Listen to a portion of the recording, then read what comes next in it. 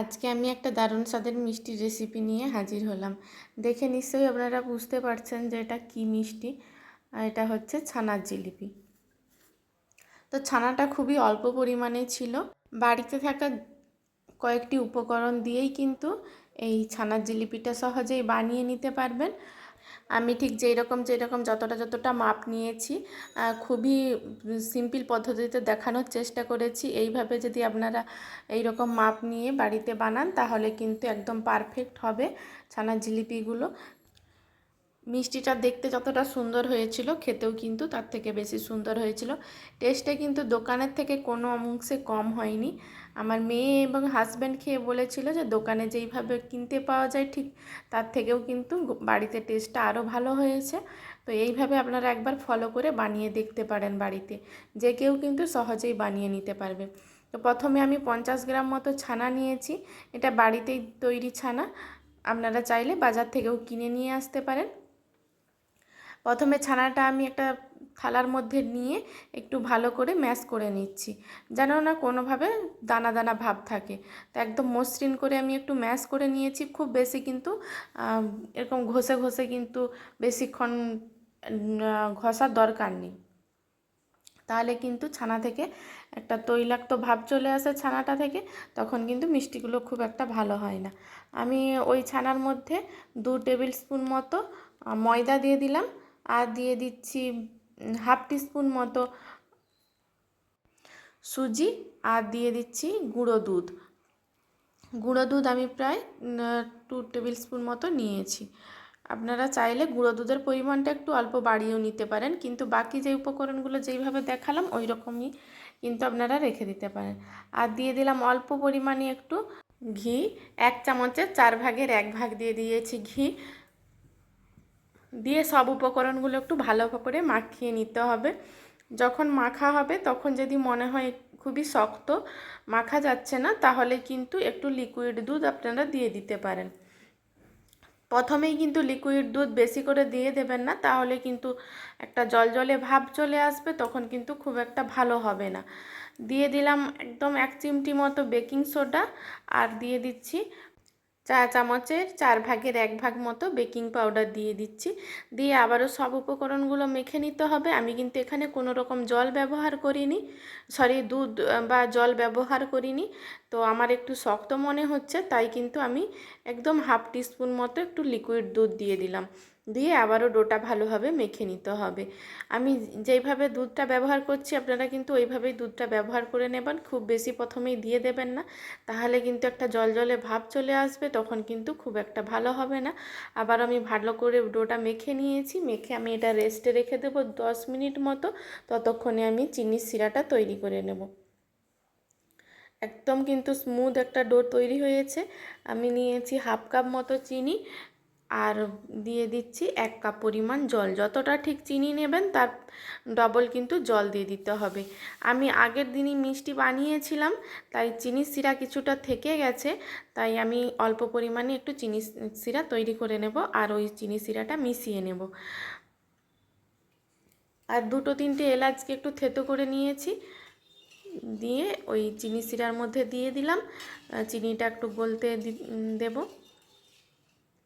এখানে কিন্তু কোনো রকম 1 তার 2 তারের শিরা তৈরি করার প্রয়োজন নেই।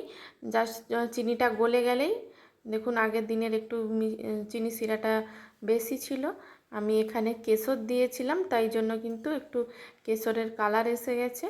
আমি কিন্তু কোনো রকম ফুড কালার ব্যবহার করিনি, যেহেতু বাড়িতে খাবো তাই ফুড কালার কোনো ব্যবহার করার দরকার নেই। আপনারা বাড়িতে যদি আপনাদের ফুড কালার থাকে তাহলে আপনারা দিতে পারেন, এটা অপশনাল। আর যদি না থাকে কিন্তু দেওয়ার প্রয়োজন নেই, যেহেতু আমিও কিন্তু দেইনি। তো ভালো করে আমার ডোটা মাখা হয়ে গেছে। আমি হাতে কিন্তু অল্প একটু ঘি মাখিয়ে নিয়েছি। তারপর কিন্তু একটু একটু করে লেচি কেটে নিচ্ছি। লেচিগুলো কিন্তু খুব একটা বড় বা ছোট সাইজের করার প্রয়োজন নেই। আমি ঠিক যেই রকম মাপের করছি এই রকম মাপেরই করলেই কিন্তু খুব ভালো হয়। তো আমার এখানে প্রায় 8টা মতো মিষ্টি হয়েছে। এইভাবে হাতে একটু চেপে চেপে গোল করে নিতে হবে, তাহলে কিন্তু ফেটে যাওয়ার সম্ভাবনা কম থাকে। যখন আমি রোলের মতো মুড়বো তখন কিন্তু মিষ্টিগুলো ফেটে যেতে পারে, তাই একটু চেপে চেপে এগুলোকে গোল করে নিতে হবে। তারপরে এইভাবে একটা প্লেট কিংবা থালাতে নিয়ে নেবেন। এইভাবে আমি যেইভাবে লম্বা করে নিচ্ছি ওইভাবে লম্বা করে নিতে হবে। প্রথমের অংশটা একটু মুড়ে নিতে হবে, তারপরে এইভাবে গোল গোল করে তারপরে কিন্তু বানিয়ে নিতে হবে। এই যে লাস্টের যে অংশটা থাকবে এই অংশটা কিন্তু পেছনের দিকে এইভাবে একটু চেপে দিবেন, তাহলে কিন্তু খুলে যাওয়ার সম্ভাবনা থাকবে না। দেখুন এইভাবে আমি সবগুলো করে নিচ্ছি। খুব কিন্তু পারফেক্টভাবে হয়েছে, সবগুলো আমার করা হয়ে গেছে।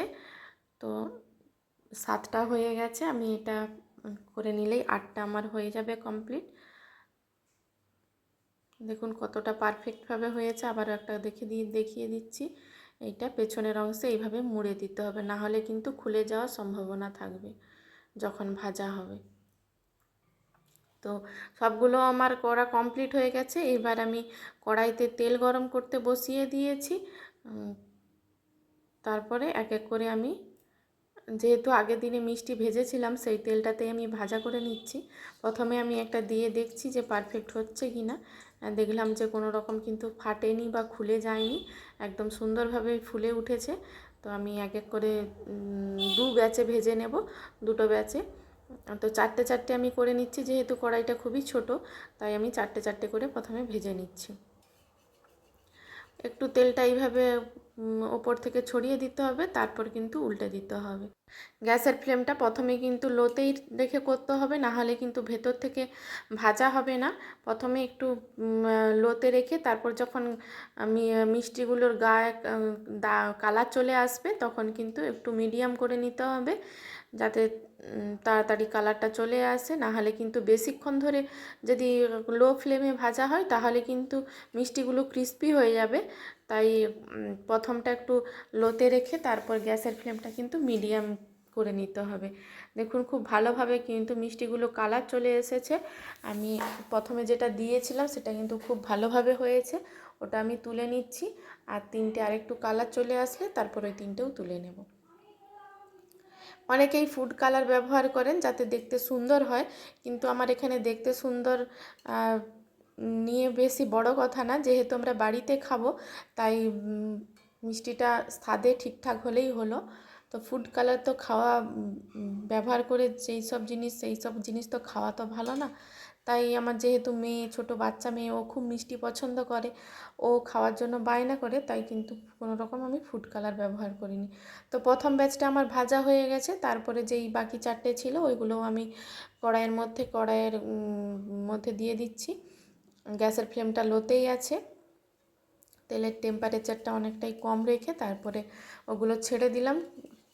তেলটা কিছুটা মিষ্টিটার গায়ে এইভাবে ছিটিয়ে দিচ্ছি, তারপরে কিন্তু উল্টে পাল্টে লাল লাল করে আমি ভেজে নেব। খুবই সহজ, খুব একটা বেশিও সময় লাগে না। আপনারা চাইলে বাড়িতে একবার বানিয়ে দেখতে পারেন। আর আমাকে বানালে অবশ্যই কমেন্ট করে জানাবেন আপনাদেরটা কেমন হয়েছে। দেখুন আমার এখানে মনে হয় ওই মিষ্টিটা একটু পেছনের দিকে একটু এটা মুখটা ভালোভাবে মোড়া হয়নি, তাই হয়তো অল্প পরিমাণে একটু খুলে গেছে। তো খুব বেশি খুলেও যায়নি যে একবারে খুলে লম্বা হয়ে গেছে, এভাবেও খুলে যায়নি এগুলো কিন্তু। আর বাকিগুলো কিন্তু দেখুন একেবারে কিন্তু খুলে যায়নি। চিনির শিরাটা অনেকক্ষণই থেকে গেছে, তাই ঠান্ডা অল্প হয়ে গেছিলো। আমি কিন্তু এটা আবার গ্যাসে একটু বসিয়ে অল্প কিন্তু গরম করে নিয়েছি। আমি মিষ্টিগুলো এক এক করে দিয়ে দিচ্ছি ওই চিনির শিরার মধ্যে। তারপরে 10 মিনিট মতো এইভাবেই ছেড়ে রেখে দেব। তারপর আমি 10 মিনিট পর কিন্তু আবার মানে অপর দিকটা যেটা আছে সেই দিকটা উল্টে দেব। তো প্রথমে দিয়ে আমি এইভাবে আবার উল্টে দিচ্ছি, উল্টে দিয়ে ঢাকা দিয়ে রেখে দেবো 10 মিনিট মতো। 10 মিনিট পর আমি কিন্তু আবারও এসে মিষ্টিগুলো উল্টে দেব, তাহলে কিন্তু এই যে চিনির শিরাটা খুব ভালোভাবে কিন্তু ভেতর পর্যন্ত চলে যাবে। তো ঢাকা দিয়ে রেখে দিলাম। 10 মিনিট পর আপনাদেরকে খুলে দেখাচ্ছি, দেখুন কতটা পারফেক্টভাবে ফুলে গেছে।